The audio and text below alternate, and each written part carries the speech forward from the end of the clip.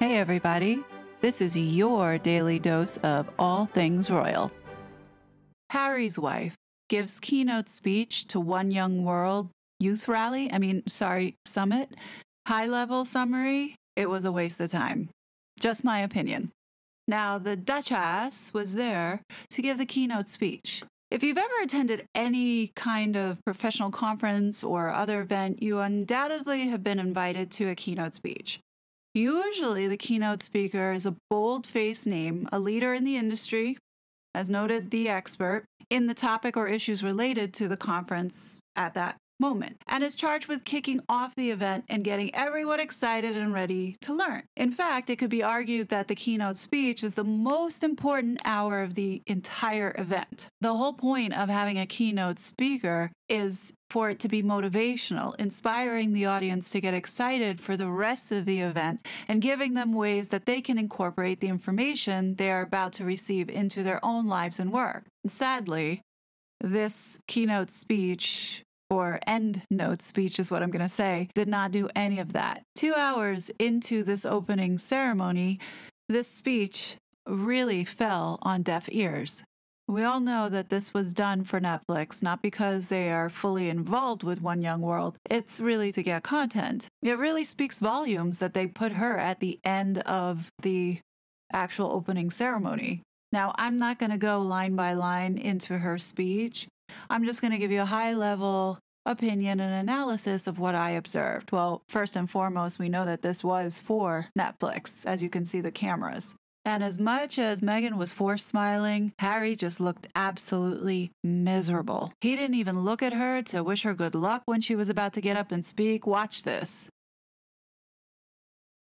She turns to look at him for assurance, and he won't even look at her. In fact, they weren't even holding hands while they were sitting down and sitting sort of apart. Harry looks like he does not want to touch her. He was not having it today. He just does not want to be next to her. Look at how far he's standing apart from her.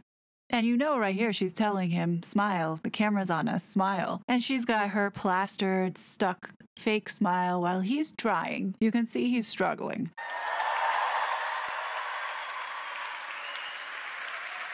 Now, getting into the speech, I'm not going to play it because I, like so many of you, cannot stand listening to her voice. I'm just going to give you a high level. It's nothing that is shocking. It was more so very vacuous, yeah. Now, I will pay her the compliment, say that I thought that she did look nice, even though its main purpose to wear such a bright popping color and sitting right in the middle of everybody to ensure that all eyes were on her and to take away whatever attention to anybody else. It's no surprise that she would do that. It's pretty standard behavior.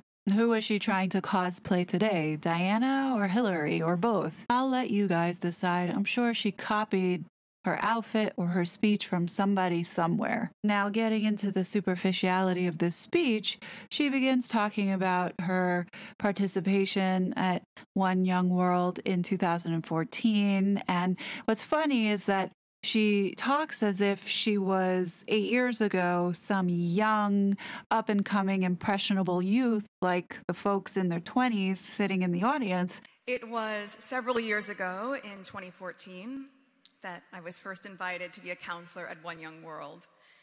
And in many ways at the time, I was probably a lot like each of you, young, ambitious.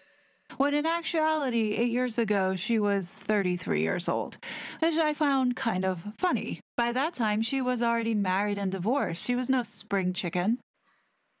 And I was invited to pull up a seat at the table. And here she goes again with the damn table. You know where she got that from? That was from Sheryl Sandberg's book, Lean In, which she had plastered all over her Instagram at the time that she was reading it. So now she's been taking it and using it as her own. And look at Harry. He does not want to be there. Now, this part made me laugh.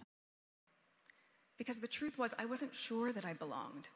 No, she didn't belong. Remember in Tom Bauer's book, Revenge, he writes, Meghan had lobbied hard to be invited to the One Young World conference in Dublin. She knew that celebrity in Hollywood was enhanced by philanthropy and activism. To secure her first platform, she asked Misan Harriman, an Anglo-Nigerian photographer, for a favor. Harriman's friend, the tennis champion Boris Becker, was about to address over 1,000 young people at a One Young World conference in Dublin. Could Becker, asked Harriman, get a slot for Meghan? Becker introduced Meghan to his agent, Gina Nelthorpe-Cohn, a glamorous South African based in London. Her specialty was to negotiate appearances by famous people in conferences, advertisements, and campaigns. I followed up that trip, as David mentioned, to joining the delegation again in 2016 in Ottawa. And who booked that Ottawa spot for her? It was Gina. This was the trip where Meghan threw a diva fit because she didn't get her picture with Kofi Annan and decided that she would not deliver on her commitment in giving the speech, left Gina to have to explain to the client why the person that they booked decided to just leave so unprofessionally. This was a moment where Gina felt embarrassed and she ended up going back to her room to cry. Make no mistake, the only reason why she's on that stage today was because of Harry. Why do you think he had to go sit up there with her? She couldn't sit there by herself and hold her own. I was very lucky to receive a day off of filming specifically to take a quick flight from Toronto up to Ottawa and to be able to join this work again for One Young World. And this is the problem. Doing these empty speeches does not constitute as work. There were no outcomes that came from her participation at the 3 instances where she participated with Young One World. And what's so pathetic is that she had nothing to talk about in the sense of the work that she has done. It would have been nice to hear that Archwell hired a few of these young leaders to be a part of her company, but no, what does she do? She talks about Harry's humanitarian efforts and piggybacks off of that. My husband has long advocated for important and necessary impact in the world, focusing a huge part of his life's work on the youth. So for both of us, bearing witness to the power... And there, she just took the one thing that Harry can actually talk about. This bitch! And what's sad is the only thing that she had to really talk about of her accomplishments was her husband. Hence the reason why she introduced him or announced him in her speech. Watch. I am thrilled that my husband is able to join me here this time.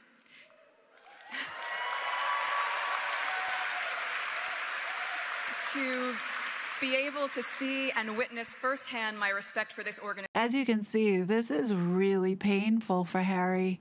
In a small way, I do feel slightly bad, not completely bad, but slightly bad that he is in this situation.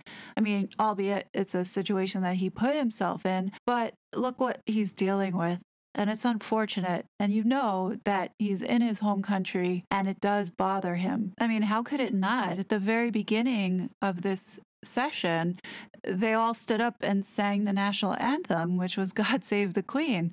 Now, imagine being in that room and you're singing about your own grandmother. Like, it has to affect him to a certain degree, the toxicity that this woman has been bringing.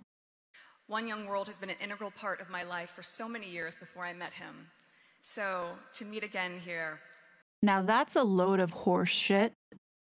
By showcasing the good that you are doing today, in the present moment, as we embrace the moment of now to create a better tomorrow.